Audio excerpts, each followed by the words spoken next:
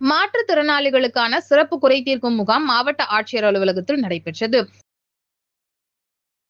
திண்டுக்கல் மாவட்ட ஆட்சியர் அலுவலக வளாகத்தில் மாற்றுத்திறனாளிகளுக்கான சிறப்பு குறை தீர்க்கும் முகாம் மாவட்ட ஆட்சித்தலைவர் சரவணன் தலைமையில் நடைபெற்றது.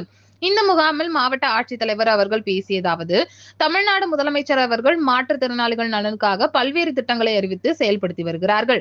அரசின் திட்டங்களை மாற்றுத்திறனாளிகளுக்கு கொண்டு சென்று சேர்ப்பதில் மாவட்ட நிர்வாகம் முனைப்புடன் செயல்பட்டு வருகிறது. திண்டுக்கல் மாவட்டத்தை பொறுத்தவரை மாற்றுத்திறனாளிகள் நலத்துறை சார்பில் செயல்படுத்தப்படும் திட்டங்கள் தகுதியுள்ள அனைவருக்கும் வழங்கப்பட்டு வருகிறது. குறிப்பாக மாதாந்திர உதவித்தொகை, பேருந்து பயண அட்டை, இலவச வீட்டுமனை பட்டா, மாற்றுத்திறனாளிகளுக்கான உதவி உபகரணங்கள் உள்ளிட்ட மருத்துவ சேவைகள் வழங்கப்பட்டு வருகின்றன.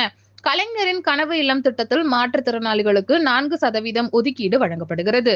இத்திட்டத்தில் பயன்பெற உரிய ஆவணங்களுடன் மனு அளித்து பயன்பெறலாம். மேலும் பழுதடைந்த வீடுகளை சீரமைக்கவும் மனு அளித்து பயன்பெறலாம்.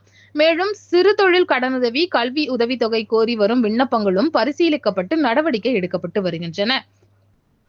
மாற்றுத்திறனாளிகளுக்கு அரசு சார்பில் செயல்படுத்தப்பட்டு வரும் திட்டங்களை அறிந்து அவற்றை நல்ல முறையில் பயன்படுத்தி தங்கள் வாழ்வாதாரத்தை மேம்படுத்திக் கொள்ள வேண்டும்.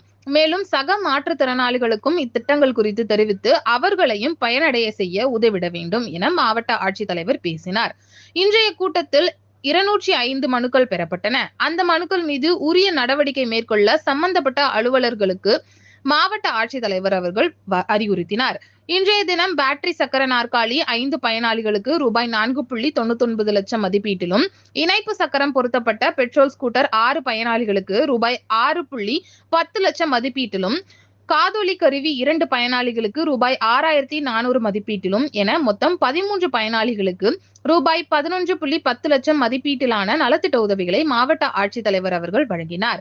இக்கூட்டத்தில் மாவட்ட ஆட்சியரின் நேர்முக உதவியாளர் கோட்டைக்குமார், மாவட்ட மாற்றுத்திறனாளிகள் நல அலுவலர் தங்கவேலு, இளநிலை மறுவாழ்வு அலுவலர் தாமோதரன் உட்பட பலர் கலந்து கொண்டனர். வியாழக்கிழமை இரவு 8 மணி அளவில் கிடைக்கப்பெற்ற தகவல்.